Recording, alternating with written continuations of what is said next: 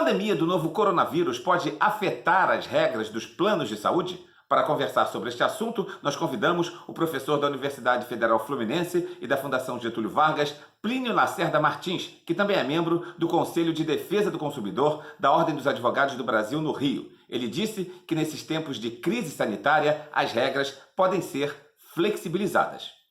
O que é que mudou em relação aos planos de saúde, se é que mudou alguma coisa com a pandemia do novo coronavírus?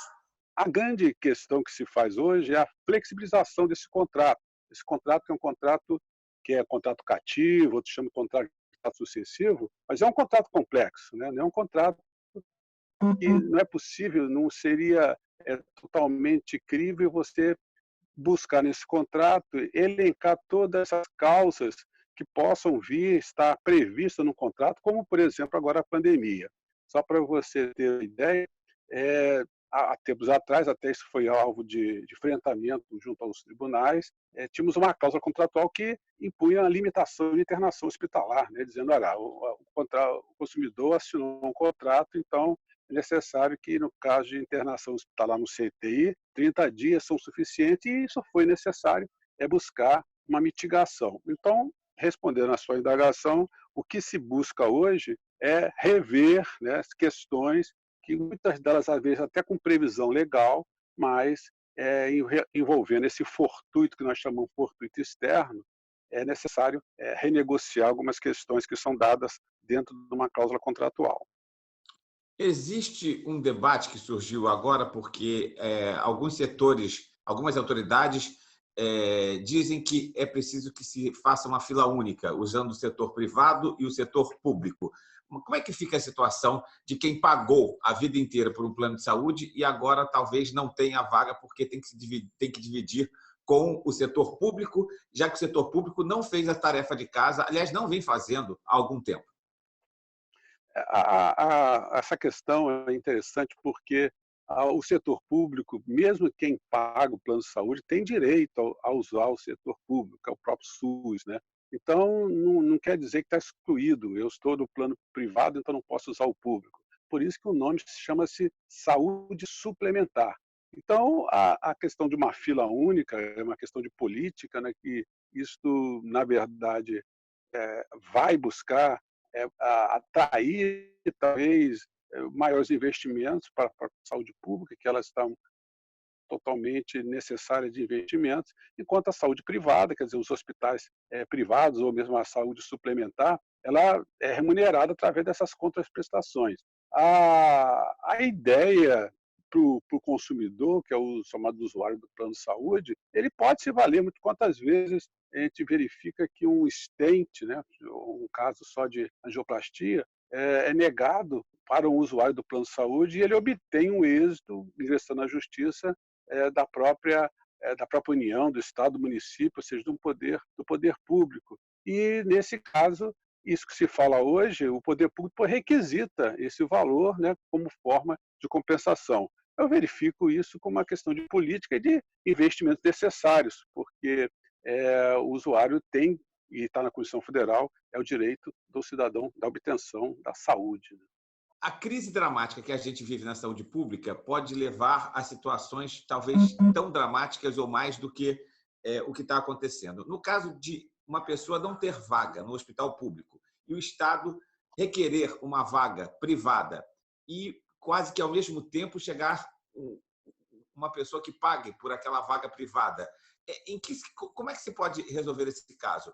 A pessoa que pagou a vida inteira por um plano de saúde, e na hora, ela não, justamente até porque o Estado não dava condições, né? Não atendia bem, não prestava um bom serviço, por isso ela foi lá e pagou um plano de saúde. Como é que fica essa situação? Essa pessoa, ela tem direito de brigar na justiça e talvez, será que ela terá tempo, inclusive, para conseguir obter esse direito?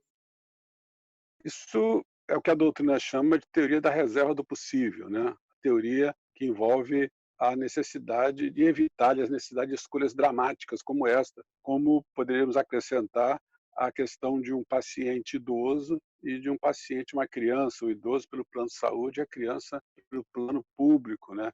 E acontece que esse fato, tirando a questão da fila única entre plano público e plano privado, isso já ocorre diariamente, né? não são raros os casos que a justiça é convocada para dar uma liminar para internar uma pessoa e não tem vaga.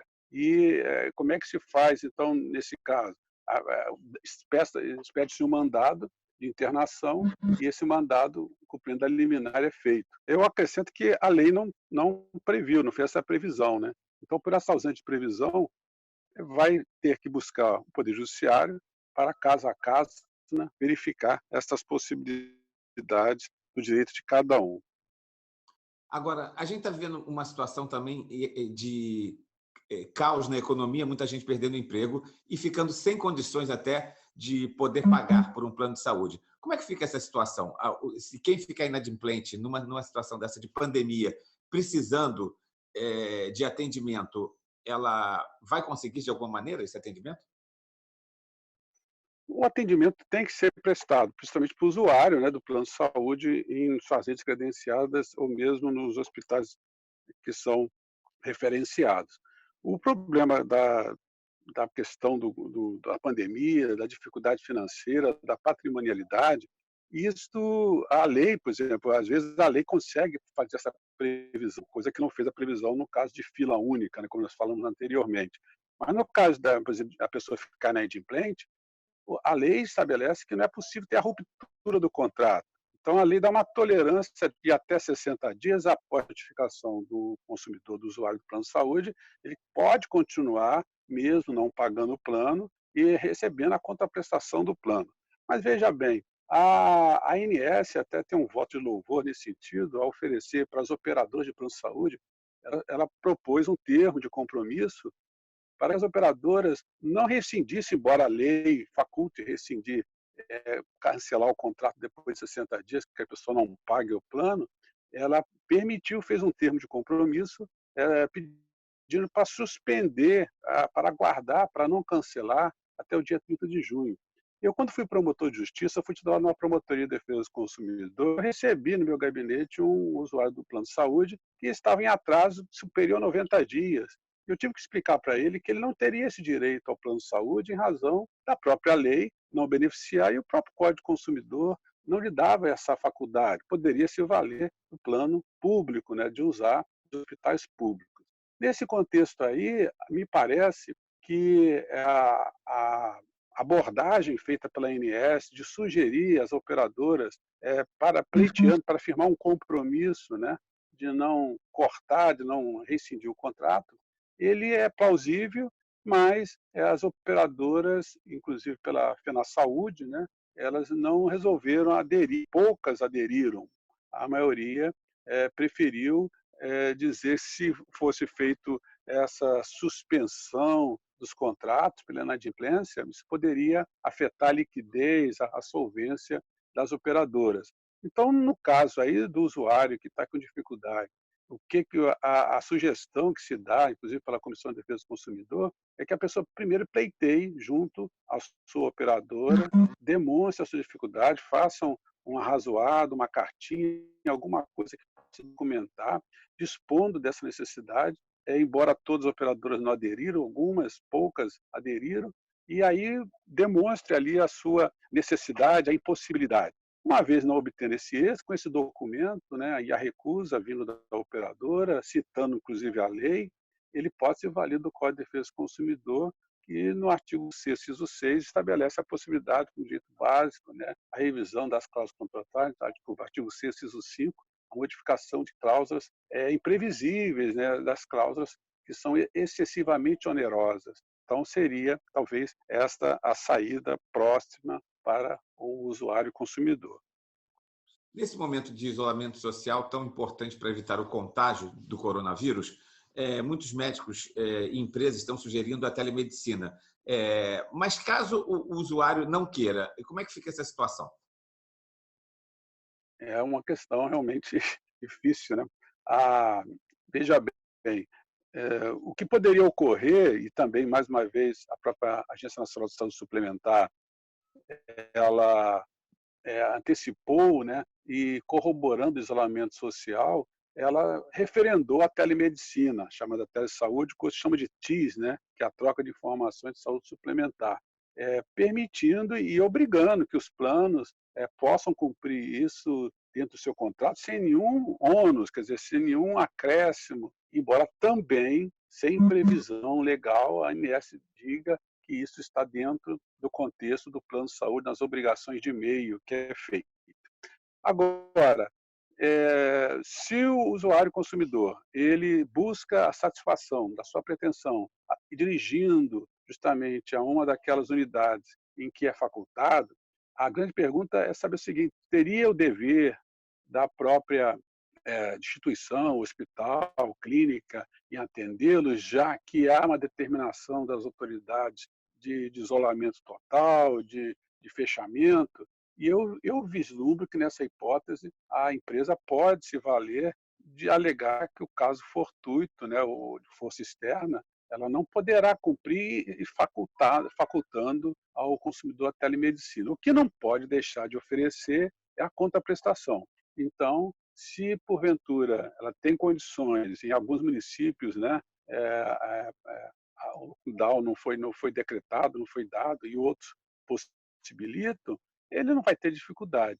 Mas naqueles em que a própria autoridade administrativa determina o fechamento e só permitindo através dessa teleconferência, teleconsulta, né, eu vislumbro que o consumidor, embora tenha o direito de exigir, não vai ter essa pretensão satisfeita e ainda é possível, se buscar no judiciário, possivelmente não obterá êxito também no pedido.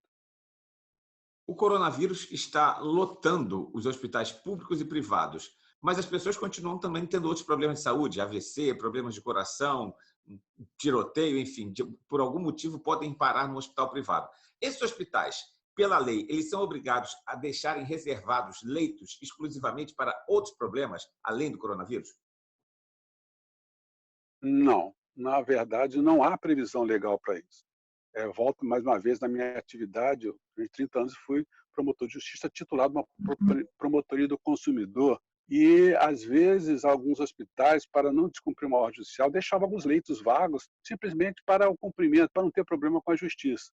Isso não é possível. Quer dizer, tendo disponibilidade, tendo o atendimento, é possível prestá-lo, desde também não existe a impossibilidade. Hoje estamos vivenciando que até alguns profissionais de saúde estão também acometidos da doença, né? Então, tendo a possibilidade do profissional, tendo a hotelaria, tendo a disponibilidade, você não poderia diferenciar e dizer o seguinte: olha, a preferência, vamos para o infarto do miocárdio, nós vamos tratar a questão do câncer, que é um tratamento diário, nós vamos deixar disso para dar prioridade. É necessário que essa estrutura toda, que não é algo novo, é algo de alguém que tem uma atividade, é um hospital, uma clínica, os profissionais de saúde, eles o fazem. Só se exime dessa responsabilidade, e isto da responsabilidade civil permite, né, porque rompe o nexo causal, a impossibilidade total. Então, a impossibilidade total seria justamente um fato extremo, né, envolvendo os profissionais de saúde, por exemplo, de um hospital, que não tem esse profissionalismo. Hoje estamos vendo que medidas estão sendo tomadas para que não seja feita essa seleção. Vamos só tratar hoje da Covid-19 e não vamos tratar uma das demais doenças. Isso não tem previsão legal, isso não tem âncora dentro do próprio direito. Plínio, gostaria de lhe agradecer pela conversa, pelos esclarecimentos e até uma próxima oportunidade. Muito obrigado.